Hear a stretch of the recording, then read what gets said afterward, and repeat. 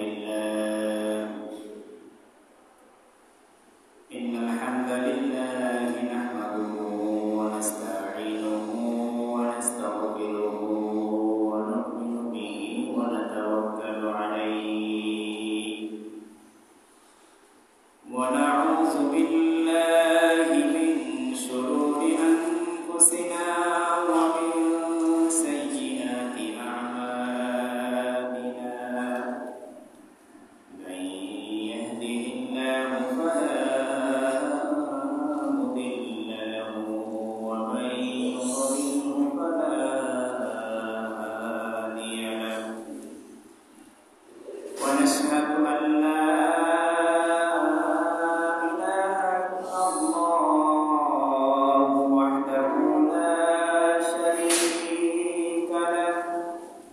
ونشهد أن سيدنا وسندنا وحبيبنا ومولانا محمدا عبد الله ورسوله أما بعد فقد قال الله سبحانه وتعالى في كلامه المتين وفي فرقانه الحميد أعوذ بالله من الشيطان الرجيم بسم الله الرحمن الرحيم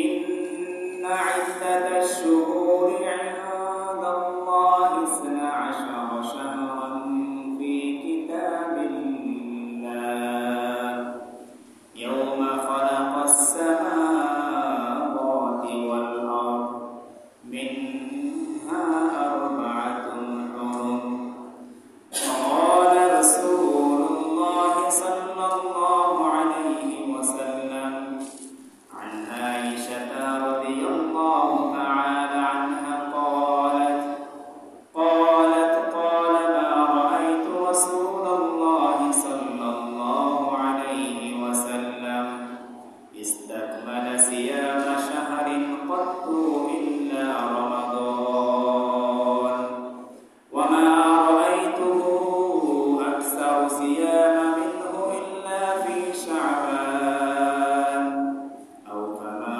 قال رسول الله صلى الله عليه وسلم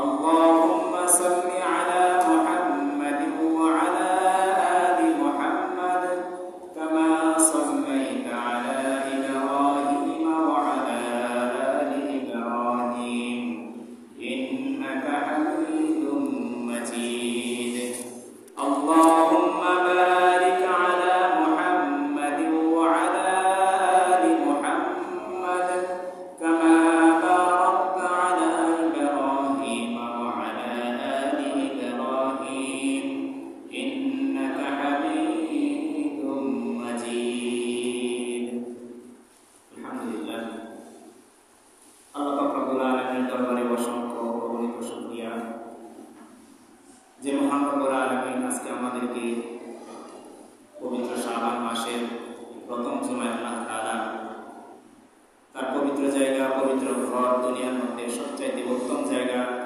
মসজিদ সেই মসজিদে আল্লাহ রব্বুল আলামিন আমাদেরকে সুস্থতার সহিত একত্রিত করেছেন পাশাপাশি দুনিয়ার বিভিন্ন ব্যস্ততা থেকে ফারেক করে ঝামেলা থেকে মুক্তি দান করে আল্লাহ পাকের মহান 2 রাকাত হুকুম 2 রাকাত নামাজ সালাত আদায় করার মতো তৌফিক দান করেছেন এই জন্য আমরা প্রত্যেক অন্তর থেকে শুকরিয়া আদায় করি আলহামদুলিল্লাহ আলহামদুলিল্লাহ মুহতারাম মুসল্লিয়ান کرام যেহেতু আমাদের সামনে যে মাসটি চলমান শাবান মাস রমজানের পূর্ববর্তী মাস হলো শাবান এই শাবান মাসে অনেক গুরুত্ব অনেক ফজিলত অনেক করণীয় এবং কিছু বর্জনীয় বিষয় আছে কারণ এই শাবান মাসের মধ্যে আল্লাহ তাআলা সবচেয়ে উত্তম একটি রাত রেখেছেন যেটাকে আমরা বলে থাকি শবে বরাত। শবে বরাত এটা হলো ফার্সি শব্দ, হাদিসের কোরআন এবং হাদিসের ভাষায় হলো লাইলাতুন নিসফি মিন শাবান, অর্থাৎ শাবানের 14তম দিনের দিবাগত রাত্রি, যেটাকে আমরা শবে বরাত বলে থাকি। তো যাই হোক, আল্লাহ পাক রব্বুল আলামিন যেহেতু আমাদেরকে শাবান মাস পর্যন্ত পৌঁছিয়ে দিয়েছেন, আমরা রজব মাস থেকেই আল্লাহর কাছে একটা দোয়া করলাম, আল্লাহুম্মা বারিক লানা ফি রজব ওয়া শাবান ওয়া বাল্লিগনা রমাদান। হে আল্লাহ, আপনি আমাদের উপরে শাবান এবং রজব মাসে বরকত নাযিল করুন, বরকত বর্ষিত করুন এবং আমাদের হায়াতকে রমজান পর্যন্ত দীর্ঘায়িত করে দেন। আল্লাহ পাক রব্বুল আলামিন আমাদের দোয়া কবুল করতেছেন বিধায় আমরা একে একে রমজানের দিকে অগ্রসর হতে পারতেছি। মোহতারাম হাজিরিন, এই শাবান মাস অত্যন্ত গুরুত্বপূর্ণ, অত্যন্ত ফজিলতপূর্ণ একটা মাস। এই মাসের ব্যাপারে ইসলামের ইতিহাসে কোরআন এবং হাদিসের মধ্যে অনেক বড় বড় এরকম বিরল ঘটনার সাক্ষী, যেগুলো কোরআন এবং হাদিসের মধ্যে এসেছে।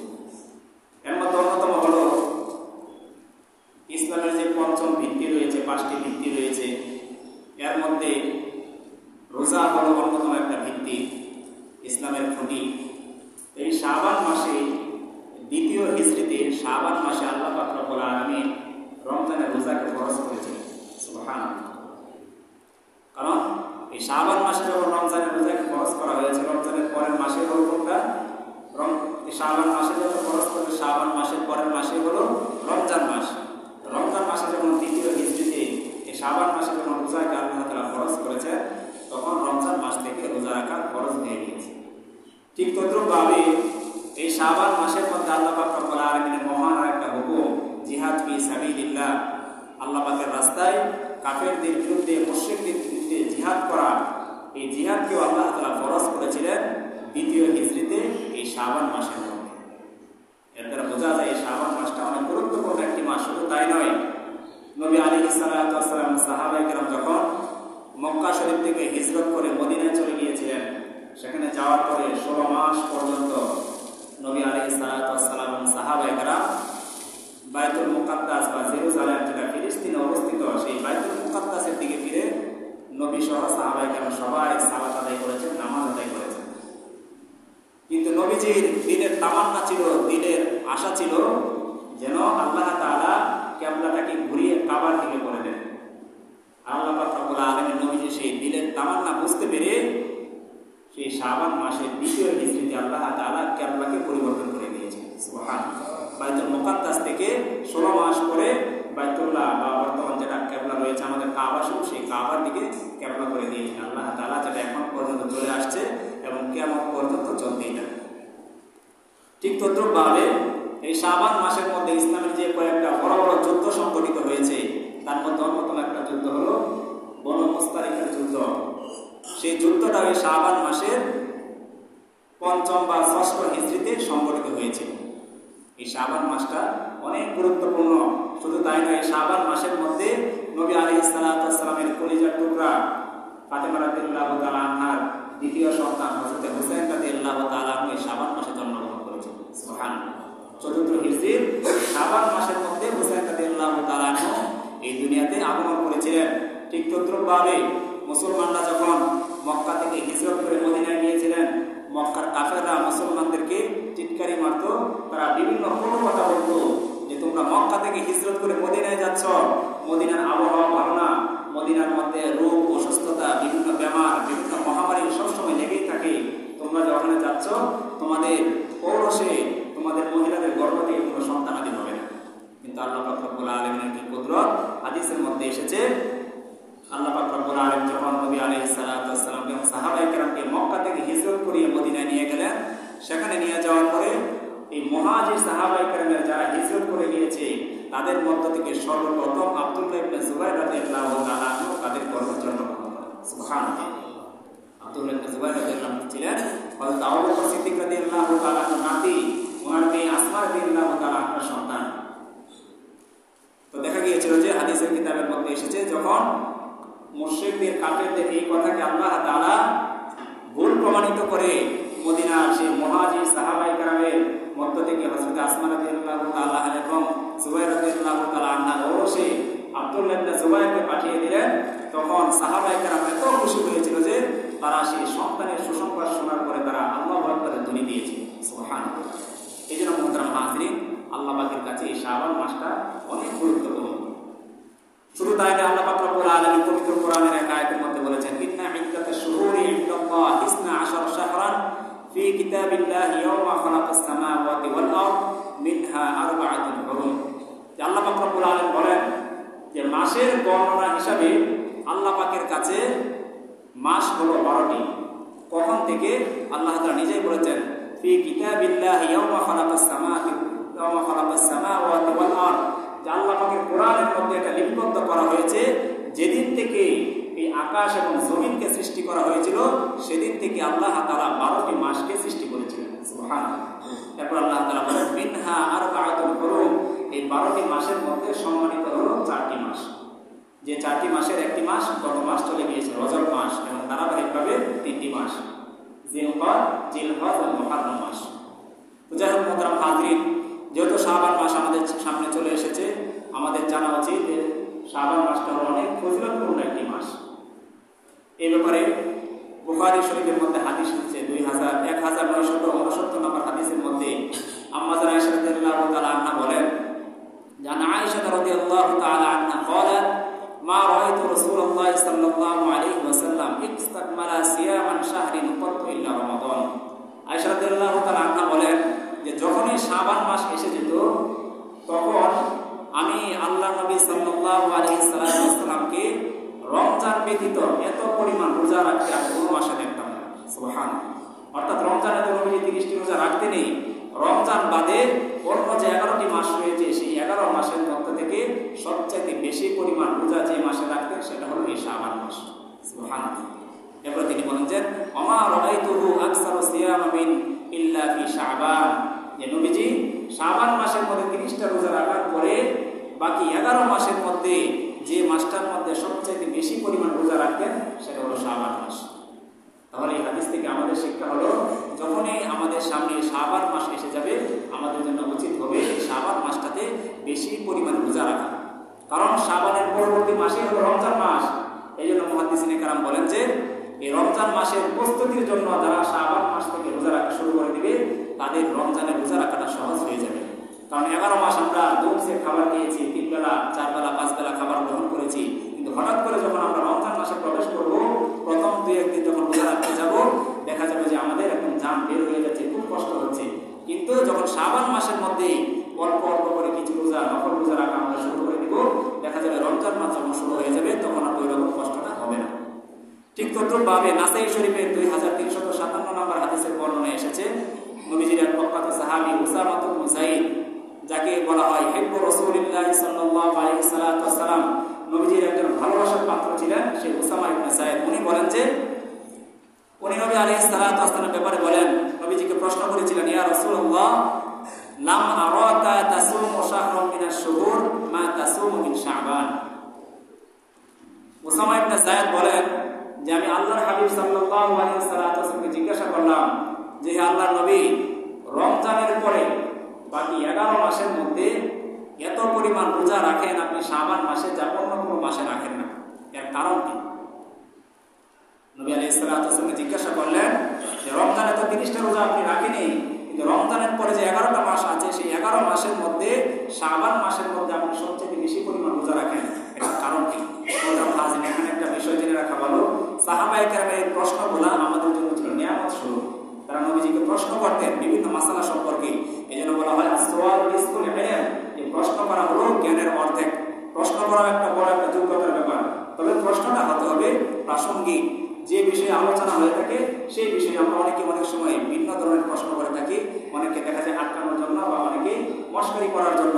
কিন্তু সাহাবায়ে কেরামের প্রশ্ন ছিল নবীজির কাছ থেকে বিষয়টাকে পরিষ্কারভাবে জানার জন্য, যেন উম্মতকে এই বিষয়টা শিক্ষা দেওয়া যায় যে পরবর্তীতে উম্মত যখন দুনিয়াতে আসবে তারা যেন এই বিষয়টা থেকে তাদের জীবনকে ধারণ করতে পারে।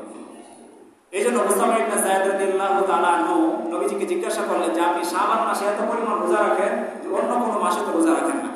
নবী আলাইহিস সালাতু ওয়াসাল্লাম তখন বলেছিলেন যে হে উসামা, আমি এই মাসে এই জন্য এত বেশি পরিমাণ রোজা রাখি, যালিকা শাহরুন ইয়াগফুলুন নাসু আনহু, এই শাবান মাসটা হলো এমন একটা মাস যে মাসের ব্যাপারে মানুষেরা উদাসীন থাকে, যে মাসটাকে মানুষেরা অবহেলায় কাটিয়ে দেয়।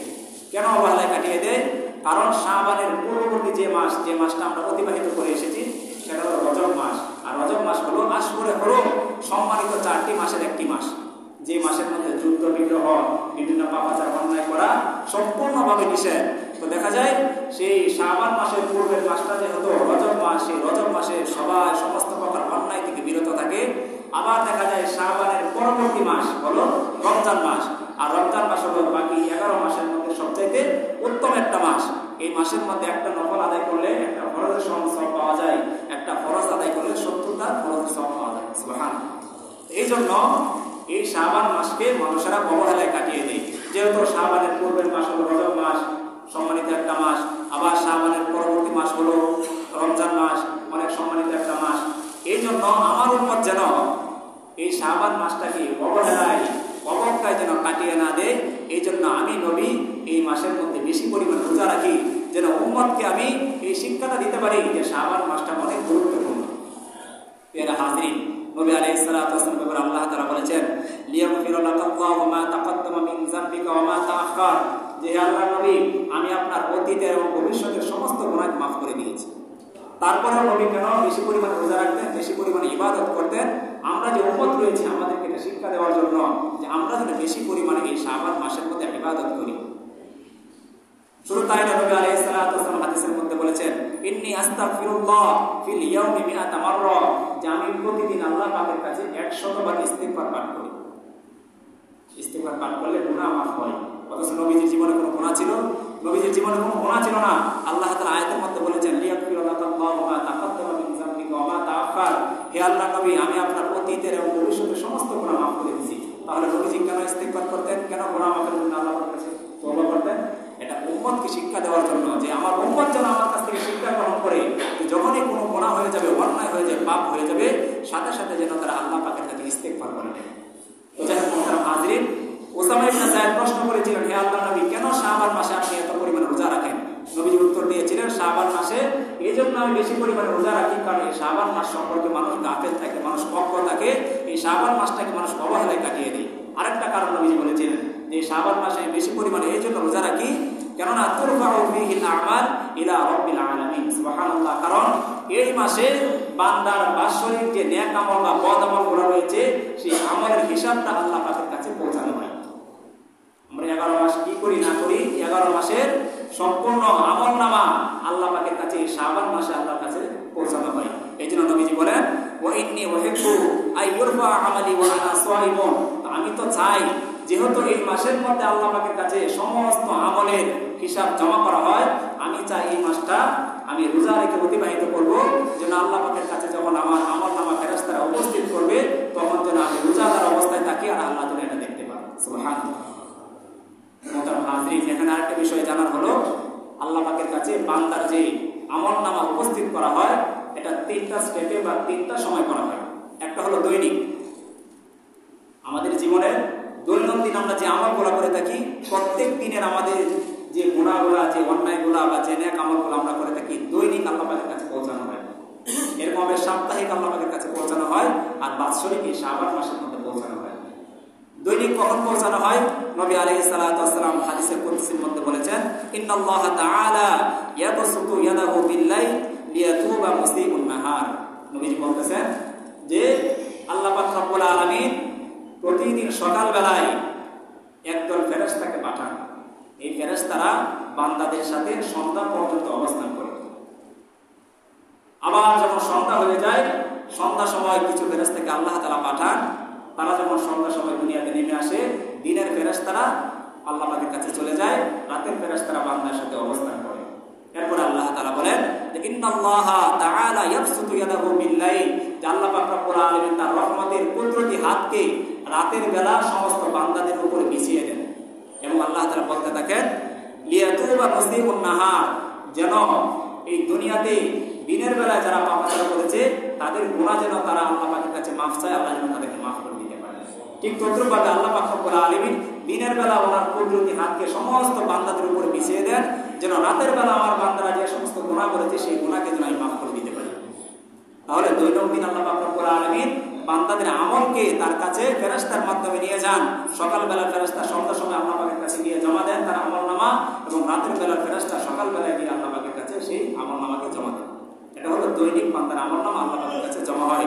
ঠিক তদ্রুপভাবে নবী আলাইহিস সালাতু ওয়াস সালাম বলেন, সাপ্তাহিক বৃহস্পতিবার দিন, প্রতি সপ্তাহের বৃহস্পতিবার দিন আল্লাহ পাকের কাছে বান্দার আমলনামাকে উপস্থিত করা হয়। প্রিয় হাজির, এরকম ভাবে নবী আলাইহিস সালাতু ওয়াস সালাম বলেন যে বাৎসরিক এই শাবান মাসের মধ্যে 11 মাস আমরা কি করি না করি আল্লাহ পাকের কাছে ফেরেশতারা উপস্থিত করে থাকেন।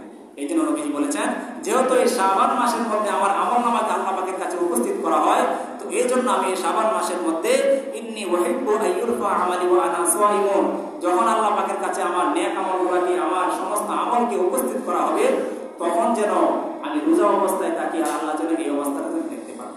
এই জন্য মোহতারাম হাজির, আমাদের উচিত হলো, যেহেতু আল্লাহ তাআলা শাবান মাসে আমার 11 মাসের 12 মাসের হিসাব নেবেন, আমরা যদি এই মাস থেকে অল্প অল্প পরিমাণ রোজা রাখতে পারি আর আল্লাহ পাকের কাছে যখন আমার আমলনামা উপস্থিত করা হবে, হাজির করা হবে, তখন দেখা যাবে যে আমি যেহেতু রোজা ছিলাম, আল্লাহ পাক সেই রোজার বিনিময়ে আল্লাহ তাআলা অনেক খুশি হয়ে যাবে। উদাহরণ হিসেবে আমরা বলা যেতে পারে, এই যে আমাদের এখানে ডিজি স্যার আসবেন, আমরা যারা আছি সমস্ত পরিবেশ সুন্দরভাবে আমরা পরিষ্কার করে রাখতেছি, তো স্যার যখন আসবে এই পরিবেশ যখন দেখবে খুশি হয়ে যাবে। বাকি দিন আমরা কি করছি না করছি, কিরকম ময়লা ছিল, কিরকম আবর্জনা ছিল, এটা দেখবেন না। এখন যেহেতু স্যার আসতেছেন, এই পরিস্থিতিতে আমরা যেহেতু পরিষ্কার করেছি, স্যার এটা দেখার পরে এটা খুশি হবে।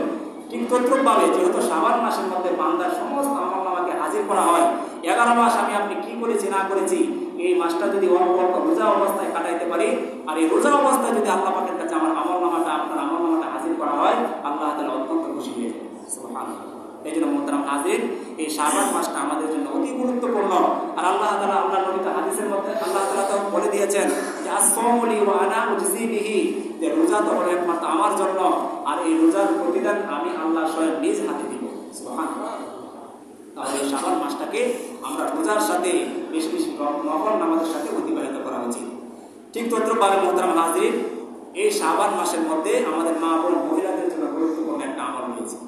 আমরা জানি আল্লাহ পাক রব্বুল আলামিন কুদরতিভাবে মহিলাদেরকে প্রতি মাসে অসুস্থতার একটা নির্ধারিত সময় থাকে, যার কারণে দেখা যায় প্রতি রমজান মাসে তাদের কিছু পরিমাণ রোজা ভেঙে যায়, 4টা 5টা 6টা 7টা এরকম রোজা ভেঙে যায়। তো অনেক সময় দেখা যায় যে এই ভাঙতি রোজাগুলা রমজান পরবর্তী সময়ে পালন করতে হয়, কিন্তু অনেক মা বোনেরা সেটা বেখেয়ালি বশত বা অনেকেই অলসতা বশত, অনেকে জানার পরে সেগুলো রাখে না, দেখা যায় আরেক রমজান চলে আসে। আম্মা আয়েশা রাদিয়াল্লাহু তাআলা আনহা হাদিসের মধ্যে বলেন, নাসাই শরীফের 2319 নম্বর হাদিসের মধ্যে এসেছে, উনি বলেন যে যখনই রমজান মাস এসে যেত, রমজান মাস আসার পূর্বে যখন শাবান মাস আসতো, তখন আমি আমার যে কাজা রোজাগুলো থাকতো, পরবর্তী বছরের যে কাজা রোজাগুলো থাকতো, আমি এই রমজানে প্রবেশ করার পূর্বে শাবান মাসের মধ্যে সেই কাজা রোজাগুলো পালন করে নিতাম। উনি বলেন, ইন কানা লা ইয়াকুনু আলাইয়া সিয়ামা মিন রমাদান ফামা আকযিহি হাত্তা ইয়াজিউ শাবান। আমাদের আয়েশা রাদিয়াল্লাহু তাআলা আনহা বলেন, যখন রমজান মাস এসে যেত, রমজান মাস আসার পূর্বে আমি সতর্ক হয়ে যেতাম, আমি সচেতন হয়ে যেতাম যে বিগত বছরের আমার যে রোজাগুলো কাজা ছিল, আল্লাহ পাক শরীয়ত সম্মত যে অসুস্থতা দেওয়ার কারণে যে রোজাগুলো আমি রাখতে পারি নাই, সেই রোজাগুলো আমি আগে রাখতাম, এরপরে আমি রমজান মাসে প্রবেশ করতাম।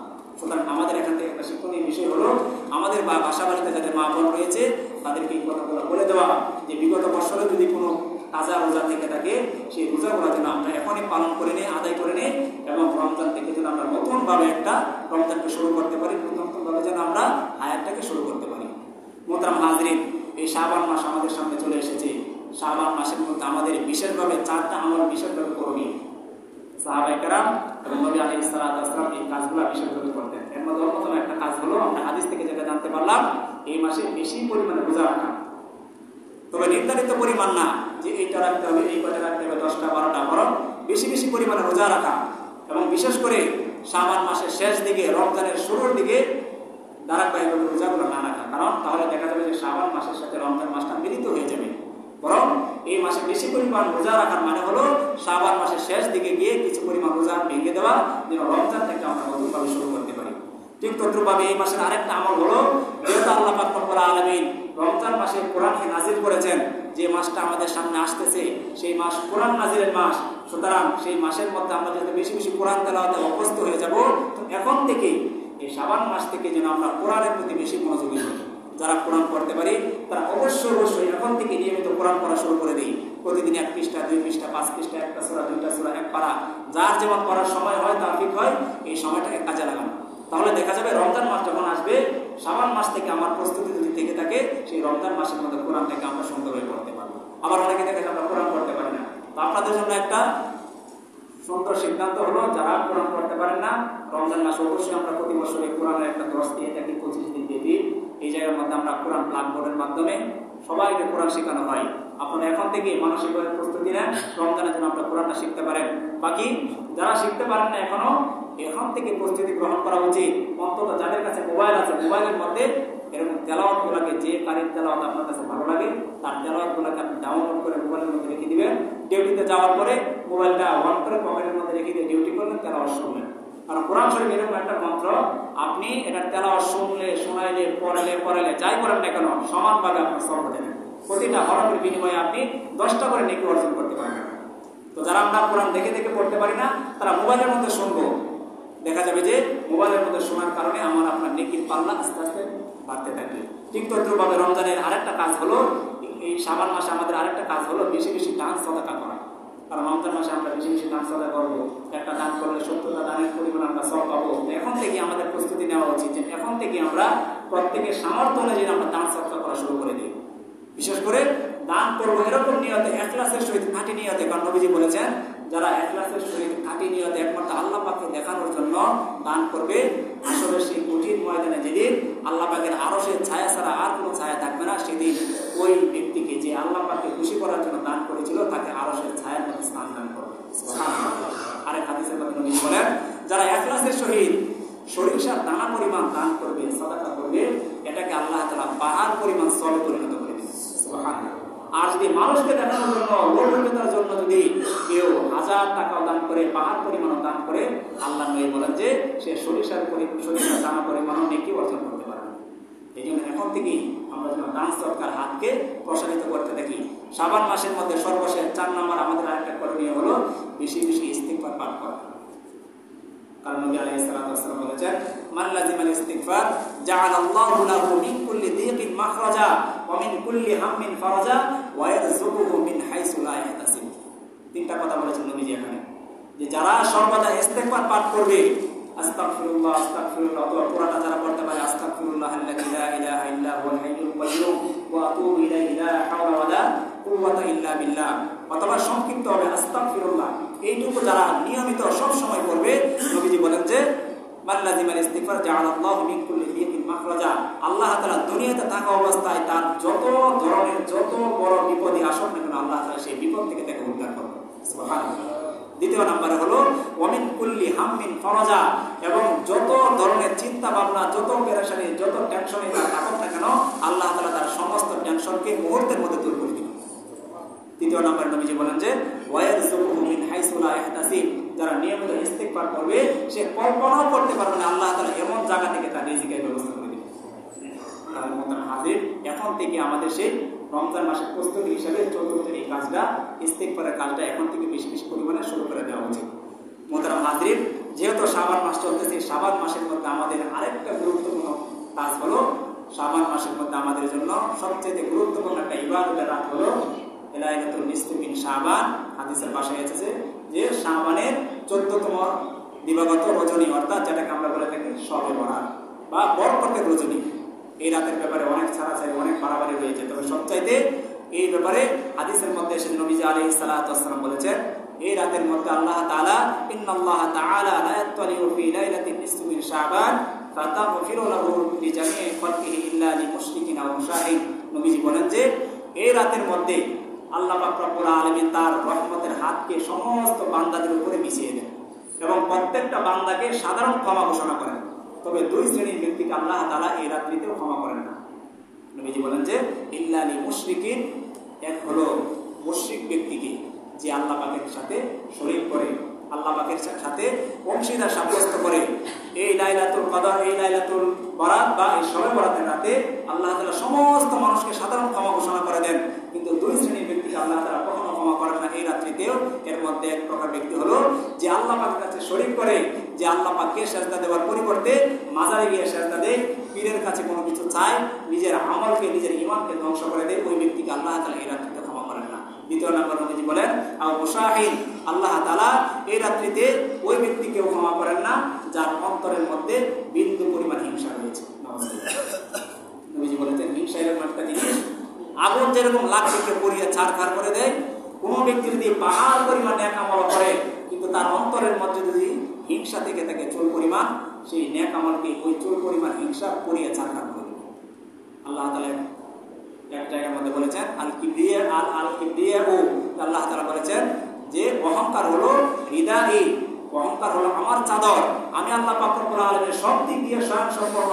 অহংকার যদি করতে হয়, হিংসা যদি করতে হয়, এটা আমার পক্ষে মানায়, কোনো বান্দার পক্ষে কখনো মানায় না। কারণ কোনো বান্দাকে আমি স্বয়ং সম্পূর্ণ 100-100 হিসেবে সৃষ্টি করি নাই, তার মধ্যে কিছু না কিছু ত্রুটি রয়েছে। সুতরাং কোনো মানুষের পক্ষে হিংসা করা, অন্যের সাথে অহংকার প্রদর্শন করা, এটা কখনো আল্লাহ তাআলা পছন্দ করেন না। এই জন্য আল্লাহ তাআলা এই শাবানের মধ্যবর্তী রজনীতে, এই শবে বরাতের রজনীতে সমস্ত মানুষকে ক্ষমা করে দেওয়ার পরেও মুশরিক ব্যক্তিকে, আল্লাহর সাথে শরীক করে ব্যক্তিকে ক্ষমা করেন না, এবং যার অন্তরের মধ্যে হিংসা রয়েছে তাকে আল্লাহ তাআলা ক্ষমা করেন না।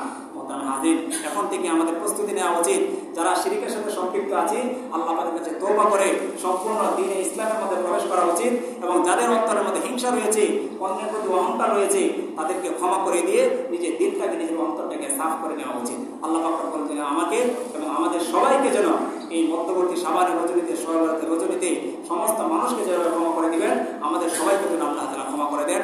সকলে বলে আমিন।